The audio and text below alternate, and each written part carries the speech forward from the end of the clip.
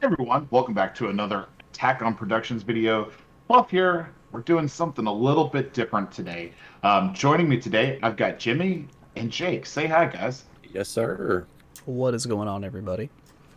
So before we get into it, make sure to do all that fun YouTube stuff, like, comment, subscribe. Let us know if this is the type of video you'd like to see us do, or if there's another type of video you'd like to see. But today, as I'm sure you can see by the title of the video, we're doing a top 10, and these are our top 10 one drops. So before we get into that, just going to talk about the rules real quick. Putting this list together, we followed three basic rules. One, it couldn't be a banned or limited card. Two, it couldn't be a super combo. And three, it couldn't be a counter because we're going to kind of do our own video on those moving forward. And these are just battle cards, so they don't include extra cards, anything like that. But we are basing them on our opinion of the most impactful, relevant one drops throughout the history of the Dragon Ball game. Starting off, we've got number 10, Energy Boosted Majinbu.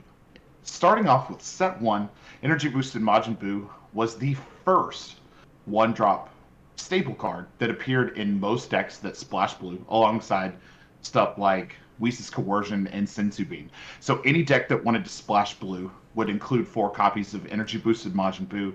They would include Senzu Bean. They would include Whis' Coercion. So it was like a 12 card blue package that was pretty much ran through every deck. And Jimmy, what would you say? This was a trend that moved all the way up until the release of set five? Yeah, like paying one energy to draw one card is never a bad thing. And we see cantrips ran in decks all the way up to current meta, but a majority of those cards have additional mechanics attached on top of them. Also, with drawing one card, and you'll see a trend as we move through here of cards that also draw you a card for one energy. We also are tagging in with this the Kami from set five. He is a one drop cantrip, just like Boo. He's splashable. You can run him at anything. He also has Deflect, which if your opponent wants to counterplay a Deflect, it's, that's up to them. Or counterplay a one drop, I should say.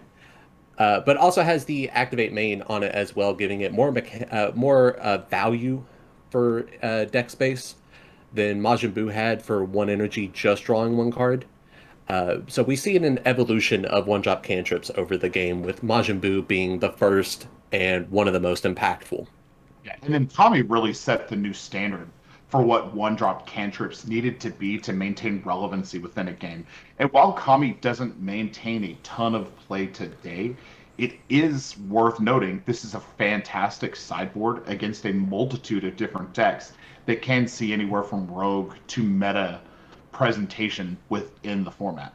Exactly. And then number 9, we've got Supreme Kai of Time, Guardian of Space Time. This card was introduced in the Structure Deck 14. I can't remember the name of that. What was it? It was Stay and Wonder. And Wonder, yep, says it right on screen for us It after is, Jake does the editing.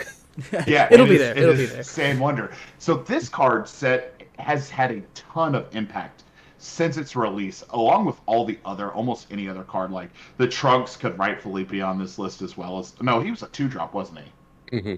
Yeah. Yeah. So sorry, he's a two drop, but the Supreme Kai made itself useful as it provided nearly a second counterplay or a second super combo for the black decks itself. And really this card can be used in any deck that might happen to run a low hand size because that effect is not linked to having a black leader or a black sand. It's only the mill play effect that is linked to the black sand. So if you have the less than 5 cards in hand, it gets the additional 5,000 combo. Having a free 10,000 is not bad, but it's generally her abuse in stuff like Dark Brawly, Vegeks, and Boo that put her up on this list. Oh, and And I abused this card back when Turn 2 Han was legal in Best of One. mhm, Like, it was just absurd in that deck yeah. as well. And we've seen a trend of pseudo combos, as it's come to be called, ever since set three and set four, with the Red Goku GT and the Cell, where those are one cost 10Ks that also draw you a card. But in certain decks, this is equivalent, and you don't have to pay energy for it because you're not losing any hand advantage off of using this in a combo from your battle area, from your mill, and activating its second auto, which only works in those decks, only Black Saiyan decks. But this could be a sideboard in hand control matchups where your hand is going to be low to begin with, and you don't want to be comboing off multiple cards from your hand to reach to reach thresholds. This card can do it by itself. So it's a very versatile card, and I will I will sideboard it in pretty much everything that I run. And then moving on to number 8, we've got Brawling, Crown of Retribution.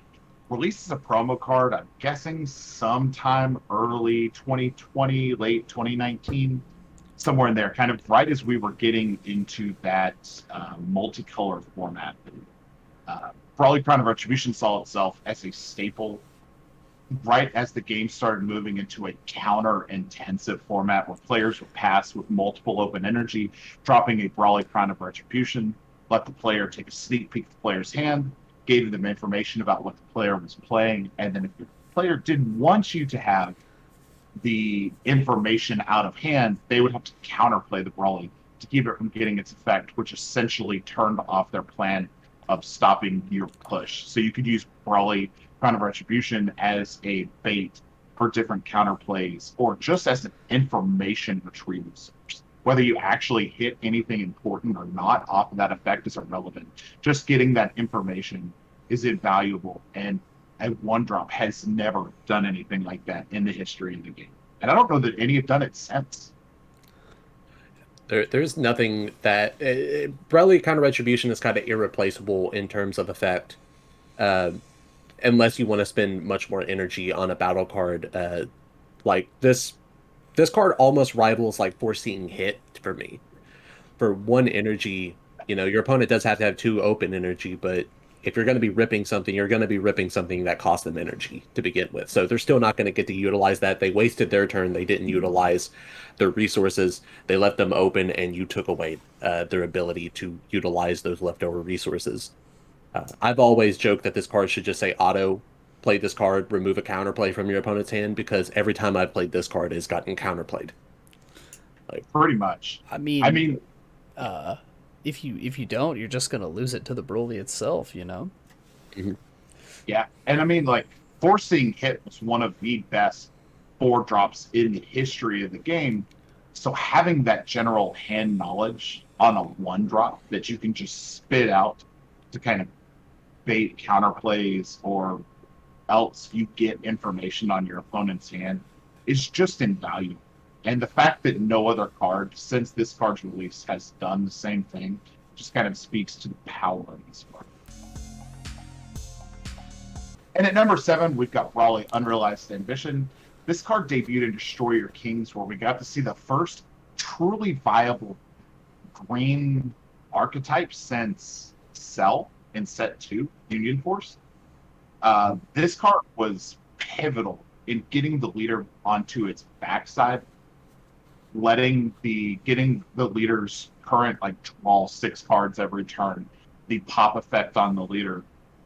This probably did come with the setback of causing you to take up to 4 of your own life to get its 2 different effects, but it really does so much for that Brawly archetype. And I've even used it with that Brawly leader in other mixed decks. We're also tying the number 7 spot with Brawly Astonishing Potential as another 1-drop necessary Brawly card that, even though this one was a promo, it completely changes the meta viability of the Brawly deck that it's for. So this one, is for the Brawly, for the red Brawly BR swap stuff from set 11, I think it was.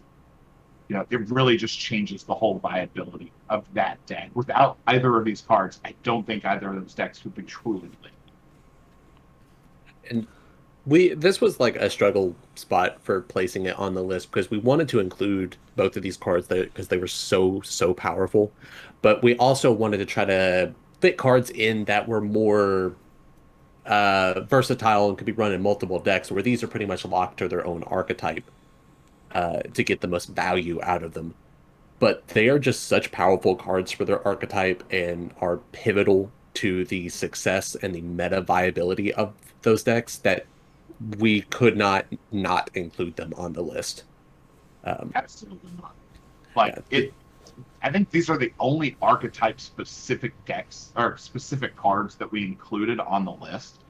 And just because of the power and viability they provide, like I've heard a lot of people talk about Brawley astonishing potential, about how much like there's a potential outcry, no pun intended, but there's an outcry for this card to be banned or limited in some capacity because of the explosiveness that it provides. And a lot in the same way, back around Destroyer Kings, people were talking about unrealized ambition in the same way. Next up, we've got number 6. We've got Frieza, Death's Embrace. This card was introduced in Universal Onslaught. Universal Onslaught being well known for giving us such decks as Invoker and Cooler and Universal 11. But I think Frieza's Death's Embrace was one of those truly unique cards that was almost a nice treat that this set offered. And this card is so versatile. Decks that can utilize this effect effectively, like this card is just irreplaceable. Like if you look at its utility and Cooler, it just is unmatched. And again, this one's got that cantrip, play this card, draw one card, but then also has the added benefit if this card can sit on the field until you start having the spare energy to activate its activate battle, it punishes your opponent. So your opponent is highly incentivized to waste their precious resources on getting rid of Frieza's Death's Embrace. And energy sync effects like this are really uncommon in Dragon Ball, and this one is incredibly powerful because it can target battle cards, and it's not once per turn. So as many energy as you have, you can potentially remove giant threats like Heartfelt Plea and other big battle cards that don't have barrier. and it being attached to it activate battle uh, really helps out in its defensive package or defensive nature as well. Because if you have the setting on field and you have energy to sink into it, you could protect yourself from multiple attacks from this one card just by necking out your opponent's power. So it becomes a lightning rod for your opponent. Your opponent has to get rid of this card, or they're going to have to just play around its activate battle. And it being able to target leader cards can turn anything a one energy into a massive combo potential, pretty much. If you don't want to combo cards out of your hand, you just pay one energy, and that's the equivalent of comboing two cards on your opponent or using a super combo on your opponent. It costs you no other resource than a standing red energy. So you can pair this with a red blue archetype, put a Sensu Bean out, and then that gives you two uses of Frieza's Death's Embrace to neg something 20k or to counteract a combo on a defensive step to kind of mitigate and have your opponent essentially just waste the cards they just tried to combo to get in an essential piece of damage or whatever may need to happen. And next up, we've got Saiyan Caba, also released in Galactic Battle. God, Galactic Battle was such an influential set for the game. Like, we got, we've already had energy boosted Majinbu. Now we've got Saiyan Caba. I would say this is probably one of the most played cards between sets 1 and 6. Like this card was just everywhere. This was played in blue decks. It was played in yellow decks. It was played in red decks. It was played in green decks. It's played in black decks. Like the Masked Saiyan deck still plays Saiyan Kaba, but this also set a standard for the type of card that really any color needed to have. Really the first card of its kind. When it attacks, choose one card in your life, add it to hand, gains 10,000 in double strike. And really, we didn't see another card with this. I mean, now I think every color has one. Yep. But we didn't see another color get a take one double strike effect on a one drop until, correct me if I'm wrong, set like Clash of Fates, maybe? I do not exactly remember the other ones. I know we talked about bundling all of these together, but using Saiyan Kaba as the poster child for it, since it is the most played out of all of them, Yep. And if we look back at early decks in the game, like something that comes to mind is the early yellow Ginyu leader. One of the things that made that leader so good is it was one of the few ways to self-awaken yourself. Yeah. And then people started transitioning to running Saiyan Kaba and splashing red into their, a off-color card into their yellow or green decks to be able to play Saiyan Kaba to self-awaken themselves and get immense value off of the double strike plus 10k. On the release of set two, when we got the blue Vegeta leader, Sam Caba was a centerpiece behind like Freehan, the combo trunks. I'm slipping on the, but it would restand your energy, Unyielding Spirit Trunks. unyielding spirit trunks, and then also with Mighty Mask or Mass Saiyan, whatever. Is it Mighty Mask? The three drop combo? Yeah, no, it's not the Yeah. combo. Or, It's when you play it, you add a trunks and a Goten from your deck to your hand, so oh you yeah, could that's Mighty add. Mask. Yeah. So Mighty Mask, like, with that created one of the top tier decks at that point, kind of where before Mecha Frieza got released. Because it just created such a high momentum. And using this with the blue critical Frieza leader, or Vegeta leader, basically you were able to, every swing was either a crit or a double strike, and just having two energy, but when you count sensu beans and then yielding spirit trunks and sand kabas and free hans, like the deck was just able to put out an immense amount of damage on turn two, turn three, and was really kind of like the first version of Storm the game saw. Coming in at number 4, we've got Intensifying Power Trunks. This card was released in Colossal Warfare, and we struggled a bit on whether to put this above or below Saiyan Kaba. But I think it was honestly the the chain attack Zeno interaction that Intensifying Power Trunks enabled that just puts it one step higher. It's already good for the fact that it's a take a life plus 10,000 critical, but then it's an evolve target for the chain attack Trunks, which lets you play your Zeno for free, the 7-drop blue Zeno that basically resets the field and resets the hands. Such a good influential piece, and was extremely relevant till probably set 7, set 8, somewhere in there. I think to this day we're still seeing people throw around the idea of going back to chain attack trunks, utilizing this card for there's some new targets for it, uh, Yeah.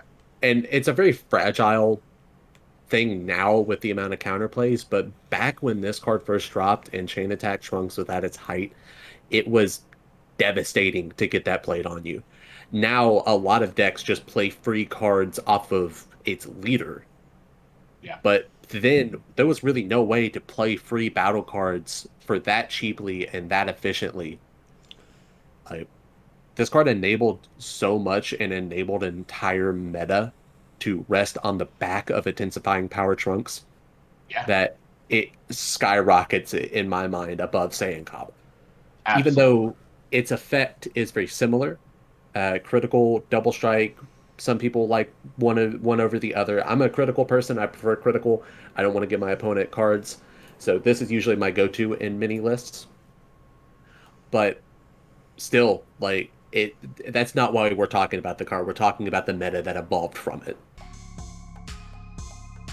Moving on to number 3, one of my personal favorites, we've got Son Goku: The Adventure Begins. So this is another card that debuted in Destroyer Kings, and God, who would have thought that this little Goku would have had the impact that this guy did? I mean, we're sitting at set 13 now, and I still think Kid Ku is an incredibly viable rogue option. There was one that topped recently within the past like 4 or 5 weeks. Mhm. Yeah, yeah. I mean, just the ability to grab a 4-star ball from the deck for free, and then paying 2 energy to play a skillless with an energy cost of 3 or less from deck or drop area. Like, that's so much value.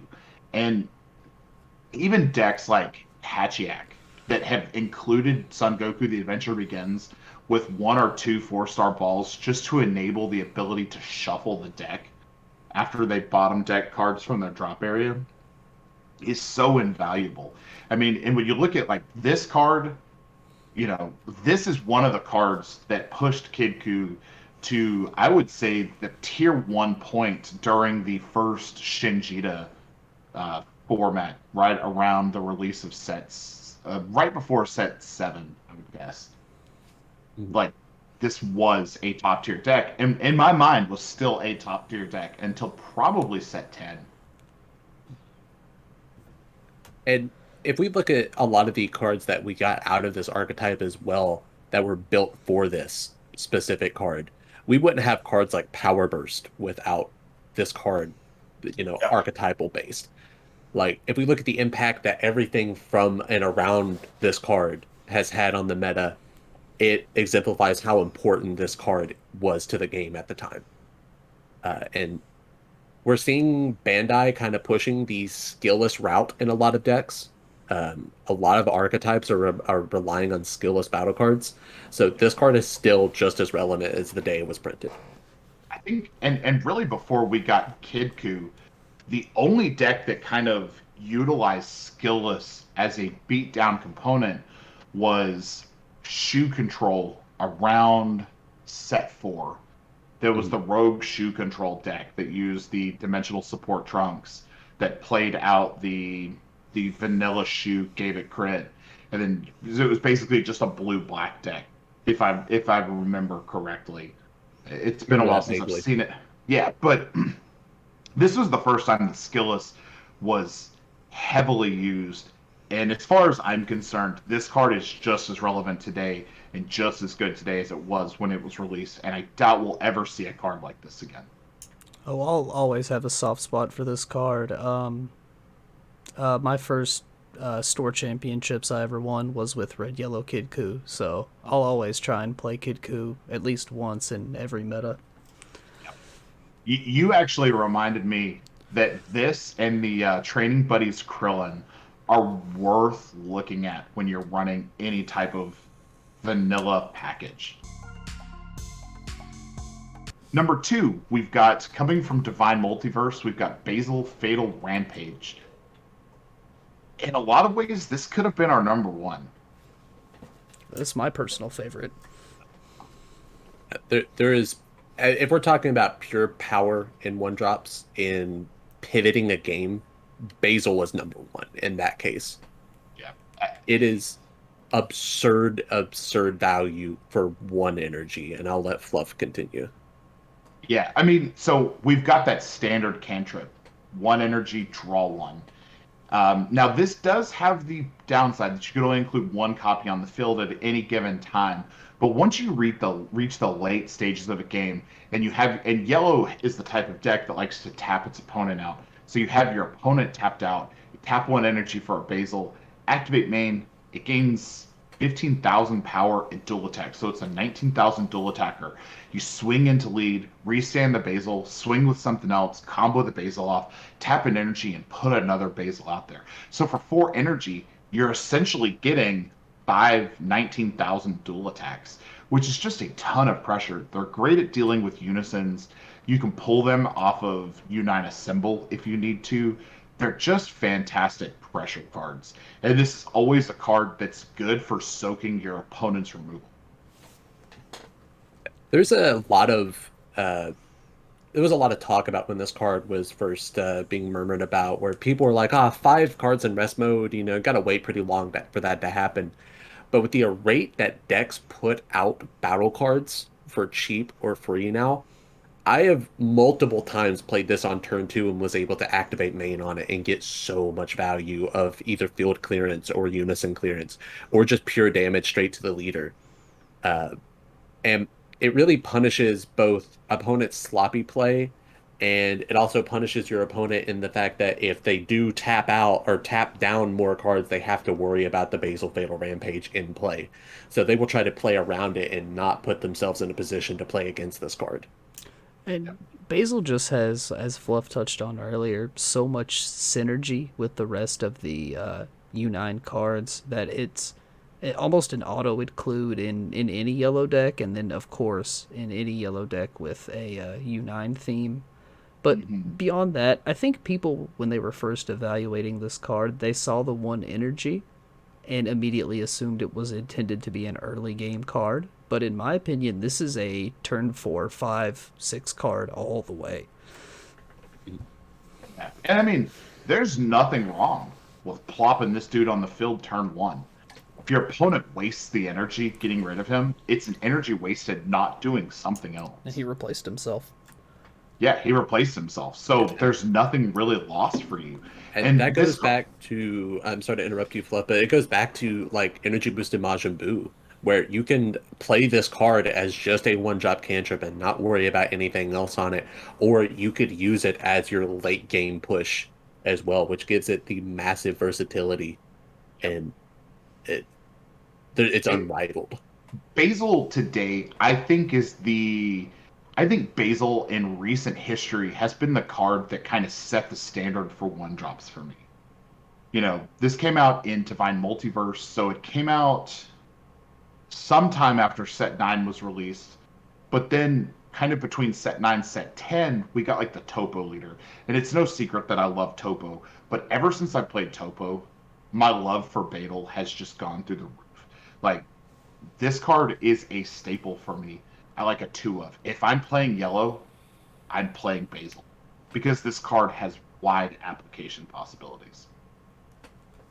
And of course, no top 10 is complete without a couple honorable mentions. I guess we've already mentioned kind of a few throughout the video, but really, these are kind of our list for honorable mentions. So we've got Awakening Talent Pan, released in the World Martial Arts Tournament themed booster. We've got Kuitsukai out of the Divine Multiverse Draft Box 5. We've got Paragus the Sacrifice promo around the time the Brawling movie came out. And then we've also got Ox King, which, Jimmy, correct me, I believe Ox King came out in the... It was in set 4 with the Goku's Lineage package. It was Colossal Warfare. You know, all those cards were really good, and I think the thing that's kept a lot of those off this list was the fact that they do things that no other card really does in the game, but they just weren't that meta defining, or they didn't really define the decks that they were played in. Like Paragus the Sacrifice was played in Brawling, but it was only played at like a 2 of, and if you didn't see it, it didn't make or break your game. Awakening Talent Pan is always a good option in any blue deck that needs to self-awaken.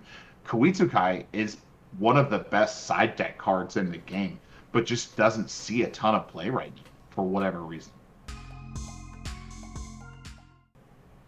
And last but not least, we've got number 1. Of course, it would be Dark Power Black Mass Sand. If you hadn't figured that out by this point, like, how could it not be this card? This has been one of the most influential cards since its release out of Miraculous Revival. Miraculous Revival gave us a ton of problem solvers. I won't necessarily call them silver bullets, they were just problem solvers in the game. So we had Kami, we had Dende, and then we had Dark Power Black Mass Sand. This card is single-handedly responsible for turning certain matchups from uphill struggles to automatic victories. I've talked at length about this card and how it can shut down entire archetypes just from paying 1 energy. And it's such a pivotal card in a game that if you're playing a deck that is affected by its second auto skill, you have to play cards to remove Black Messing in the main board. It is not a sideboardable answer. You have to play it in the main board to be able to have a standing chance against something like Dark Power Black Messing. Yep. It's for the longest time it was a auto include in every deck that I built until even our locals started to play away from it, where they would play decks that wouldn't be affected by this card, just because of its prevalence in just our locals. And if we look at that over the mass, I'm sure a lot of players have moved away from decks that are affected by this card. I think the thing that pushed BMS over top of Basil is the fact that it is generic and you can include it in everything. And you can even stack multiple copies on the board. So this card gets oppressive with additional copies in your list. And like you said, you can sideboard into it in just about everything. and it's super punishing against the decks that it affects. It has the versatility as well that it can be a self-awakener. It rarely gets used for that, but it also has that on top of it. As of recording this, we're in May 2021. Set 13 just came out like 2 weeks ago, and at our shop championship this last weekend, I mainboarded 3 of this guy, and then I used it in 2 of my matchups on, and I wasn't gonna mainboard it, and just something told me like you've got to have BMS in there, and I mainboarded it, and it was relevant in 2 matchups to the point that it probably won single-handedly one of those matchups. And for it being such a easily removable card, with it having no barrier, no protection, it's a 1-drop 5k. It's so easily removable, but it is just that annoying fly that once it's on the board, that's the only thing you can focus on if you are affected by the card. It's one of those, if you play it, you can just watch your opponent's shoulders sink. Yeah. Because they know they don't main deck an easy way out of it, or their solutions are very limited. They have to wait for it to somehow get tapped or used in a combo or whatever the case may be.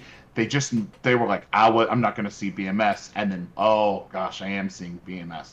Like, this is always a card to consider, especially if you're in a best of 3 environment and you have a deck that is affected by Black Mass Sand. It is always worth including a side deck option that you can side in anticipation for BMS. So if you're playing King Piccolo and you don't run Crisis Crushers in your side deck, fix it. And I think that's it, guys. So that's the first top 10. We've got our 10 drop, 1 drops. Hope you guys have enjoyed it. 1 drops have always been some of my favorite cards in the game. Like, I think I like half of the cards on this list. Just love them. But thank you guys so much for giving this a watch, giving us a subscribe, comment below. Let us know what you think. Up next, we've got our 2-drop video. I think our plan is to get these out once every few weeks or so. So let us know if there are other decks or videos that you'd like to see, or any type of discussion type thing or strategy type videos that you'd like to see us do. As always, super appreciate you guys. Last words, Jake. This was really fun. This was a unique new project. A lot of these cards were for before my time in the game, but I was glad to contribute on the ones I was here for. And Jimmy. Stop playing Dark Power Black Mass Saiyan against me, because every deck I like is affected by this card. Please. This actually a top 10 worst list, so this is the worst card. Don't play it. Oh, that's what it is. Yeah, that's the flip. Yeah. Dark Power Black Mass Saiyan is the dirty spice in your Gogeta Zeno decks. So, you can make this guy easily a 35,000 single strike that just says your opponent can't play cards unless they want to lose their limited hand. So, read your cards, know your place. Let us make the mistakes so you don't have to. And as always, fluff out.